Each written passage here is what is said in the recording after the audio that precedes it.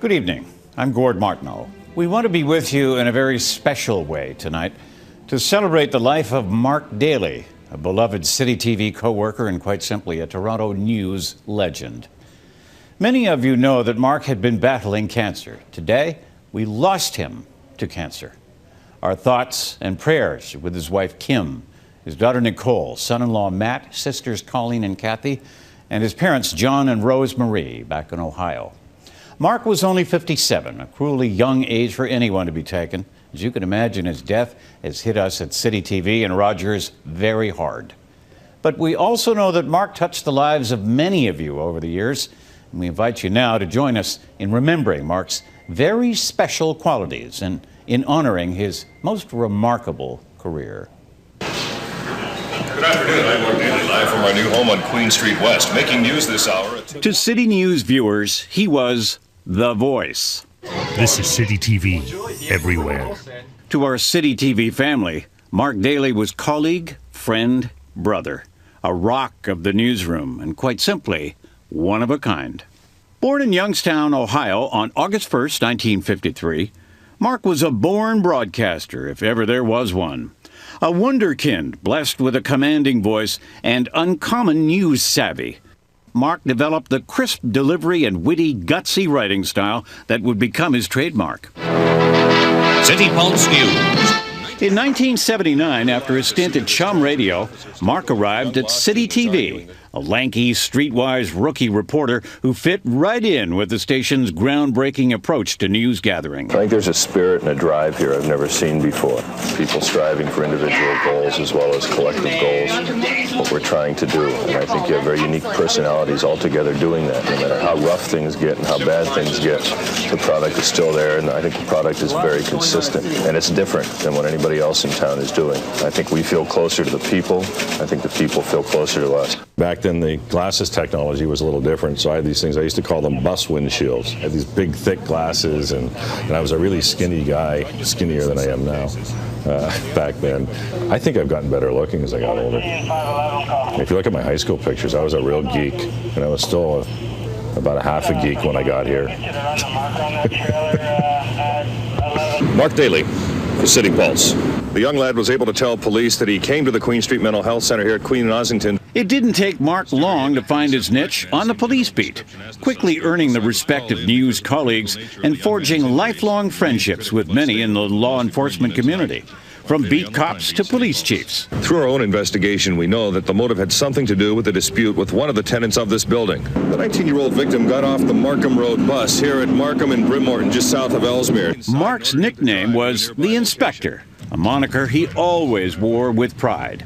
At countless crime scenes, there was Mark, sporting his omnipresent fedora. There was quite a bit of blood at the scene, and they've admitted there is a man believed to be middle-aged with serious head injuries. There's been some evidence that this could have been some kind of tragic drug misadventure. This woman was well known to police in the area. One tragedy in particular haunted him even years later, the fatal shooting in 1980 of Constable Michael Sweet. Mark Dailey, first reporter on the scene. The story that sticks in my mind the most it was the Michael Sweet shooting. He was a police officer who was killed during a robbery in progress. One of the few times I sat and watched my story on the news that night and started to cry because it just so much of it was wrong and it didn't have to happen, and this young father of three didn't have to die.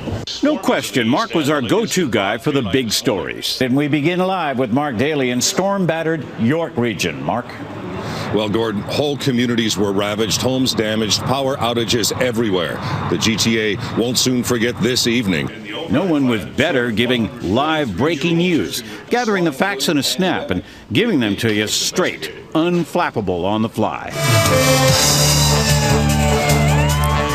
Breaking news from the streets tonight. One man fighting for his life in hospital after a home invasion stabbing in the East End. Good evening. Mark was equally brilliant in his other big role as the longtime anchor of our late-night news, showcasing his unparalleled presentation skills and frequently his quirky sense of humor, both on the air and behind the scenes. They're shooting some B-roll up here, dancing earlier.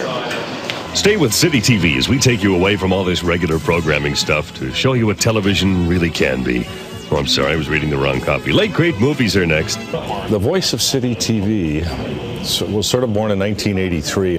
So whoever was doing it at the time was going on vacation. They said, Mark, do you want to do it? And I was really busy. I was working 12 hours on the crime beat. I just treated it as just made fun of the shows and, made fun of the people and just my sort of mock heroic, insulting, witty humor that still exists, I guess.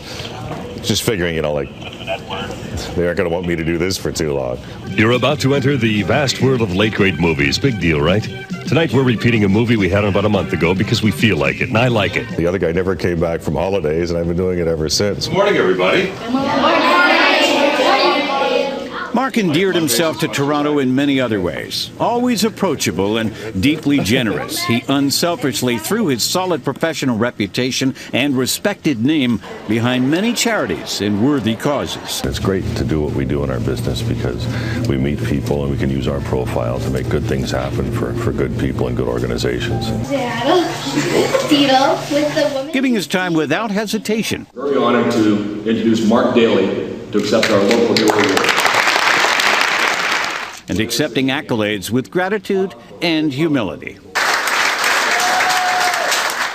It's really by the grace and the good deeds of the men and women of the Toronto Police Service that some of my best years and my best deeds happen. And I just want to thank you very much for everything you've done for me and with me. And I'm still working, so we ain't done yet. Thank you very much. Members of this club started this. This is the 5th annual. They've raised more than $350,000 for Prostate Cancer Canada. So you know why I'm here. That's the mark I know. Another day of fine Sunnybrook Cancer Center fashion.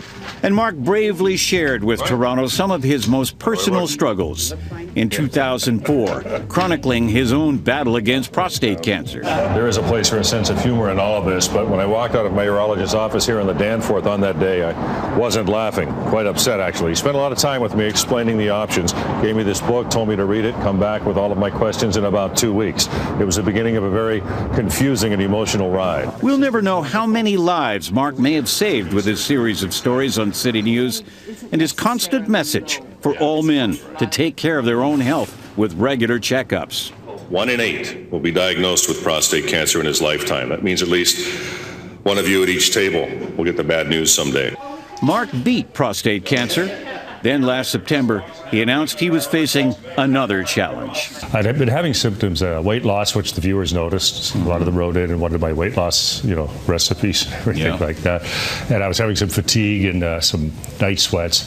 Those symptoms fit into like 20 different things. So my doctor started testing, eliminating over a couple of weeks. In the third week, we finally got CT scan, CAT scan done, and they found a tumor on my kidney, on my left kidney.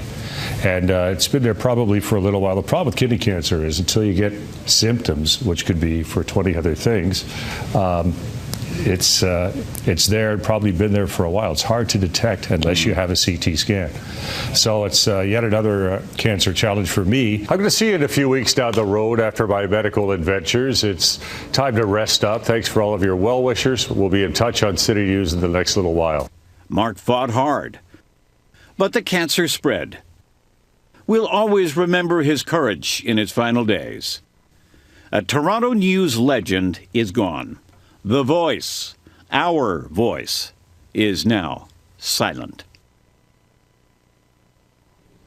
And what a voice he had. Versatile, powerful.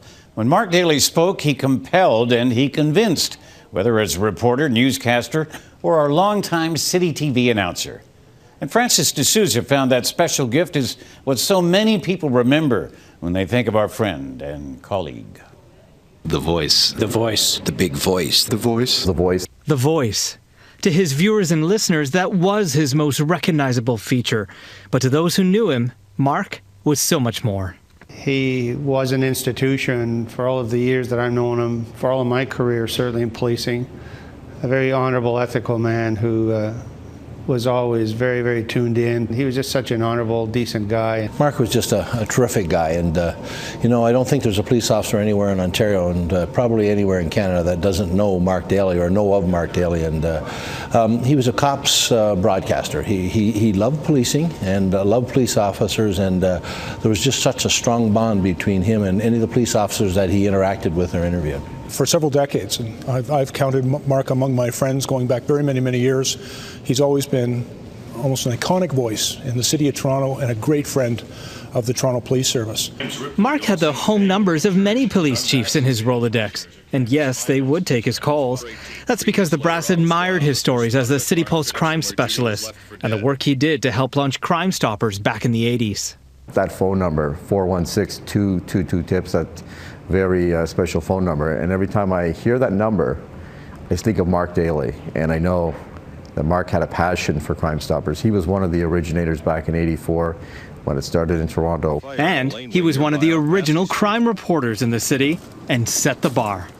I remember about 25 years ago, my boss up at CTV called me into the office and said, "We want you to be the police beat reporter." And he said the reason for that is because this guy, Mark Dailey, owns the streets.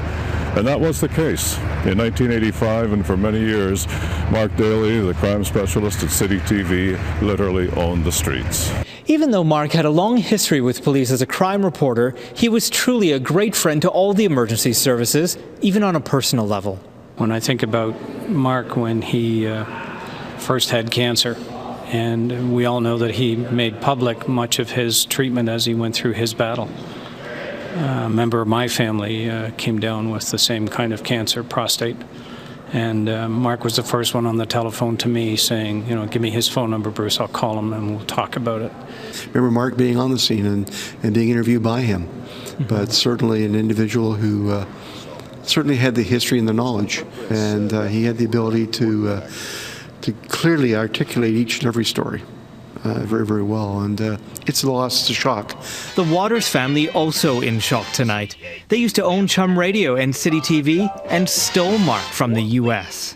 When I first think about Mark, all I think about is what a great human being he was.